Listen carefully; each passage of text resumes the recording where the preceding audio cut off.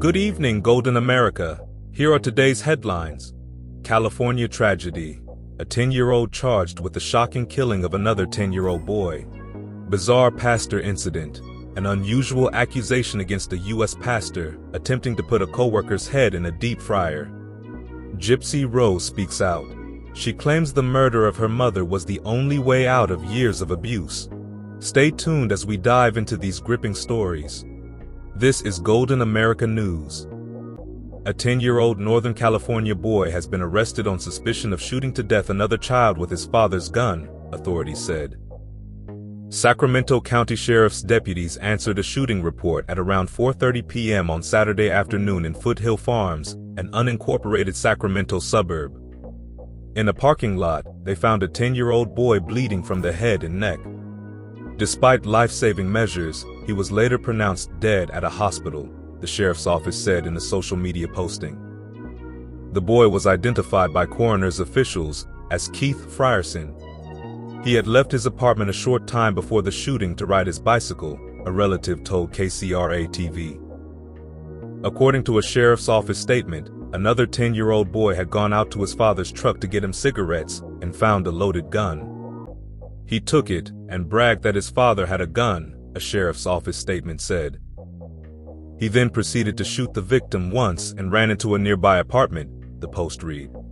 Deputies ordered people in the building to come out. The 10-year-old was arrested on suspicion of murder, and his father was arrested on suspicion of crimes including carrying a stolen and loaded firearm in a vehicle, child endangerment, and being an accessory to a crime after the fact. Authorities allege that he also tried to hide the gun by throwing it into a nearby trash can, where deputies found it. The man remained jailed on Tuesday on $500,000 bail.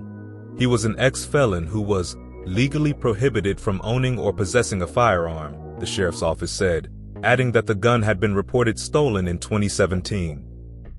It wasn't immediately clear whether the man had an attorney who could speak on his behalf. A Christian pastor's recent trip to a McDonald's in North Carolina ended in his arrest on allegations that he attacked his wife's co-worker while threatening to put his head in a deep fryer. According to authorities, Dwayne Vaden's arrest on 28th of December occurred after he went into a McDonald's restaurant in High Point, North Carolina, where his wife was training to be a manager.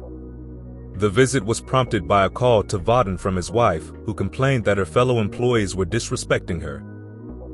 Vaden, described as both a pastor of Elevated Life International Ministries and a semi-truck driver, went behind the counter after arriving and punched a worker several times. He then placed his hands around the targeted employee's neck, led the worker to the deep fryer, and threatened to submerge his head until the victim's colleagues pulled Vaden off, police alleged. Security cameras captured footage of the attack, police said. The employee reportedly suffered a large contusion to his forehead and right eye, as well as scratches on his neck.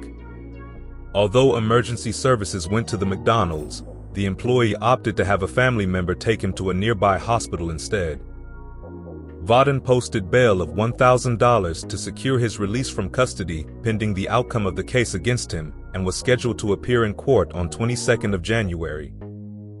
A statement that McDonald's issued on behalf of the owner of the High Point franchise said, "The safety and security of our employees and customers is our top priority, and I was appalled by this act of violence in my restaurant last week. Law enforcement was called immediately when this incident occurred, and we will continue to cooperate with the authorities on this matter." Vaden's wife reportedly no longer works at the High Point McDonald's. Elevated Ministries did not immediately respond to requests for comment. The High Point Police Department's arrest of Vaden happened just days before their agency is scheduled to host a Coffee with a Cop event in the same McDonald's at the center of the case. The event is scheduled to happen as planned on 9th of January, a High Point police spokesperson said. High Point has a population of about 114,000 people and is about a 77-mile, 124 kilometers drive from the North Carolina city of Charlotte. Gypsy Rose Blanchard, who served 8 years in prison for her role in the murder of her abusive mother, has said she wants her story to be a cautionary tale in her first TV interview since she was released. Blanchard, 32, was convicted of second-degree murder after her mother, Claudine D. Blanchard, was stabbed to death in 2015. It emerged that Blanchard had been forced by her mother to pretend to be seriously ill and to endure unnecessary medical procedures. Experts have said Dee Blanchard had the psychological disorder Munchausen syndrome by proxy, where a parent or guardian exaggerates or invents their child's medical conditions. Blanchard was forced to use a wheelchair and feeding tube, which she did not need, and was beaten and chained to a bed.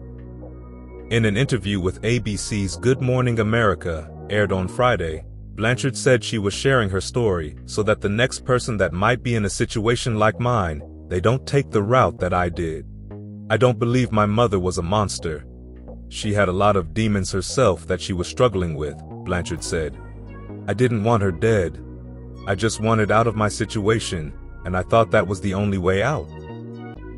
Dee Blanchard was found stabbed to death in her home in Springfield, Missouri in June 2015.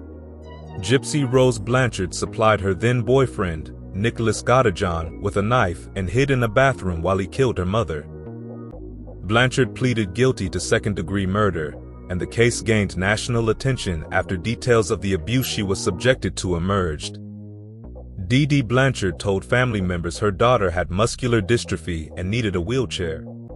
She also lied about Gypsy's age and other medical conditions. Godejohn, who Blanchard met online, was sentenced to life in prison without the possibility of parole.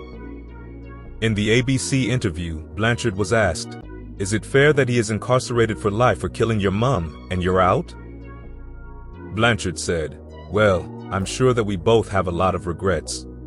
All I can really say is that I did my time, and he's doing his time for his part, and I wish him well on his journey." Blanchard said she was addicted to painkillers and was high when she and Godejohn planned and carried out her mother's murder. She added, "I don't blame drugs. I don't blame anything. I don't make excuses." Blanchard, who said she is now sober, has gained a new level of fame since she was released from the Chillicothe Correctional Center in Missouri on 28th of December.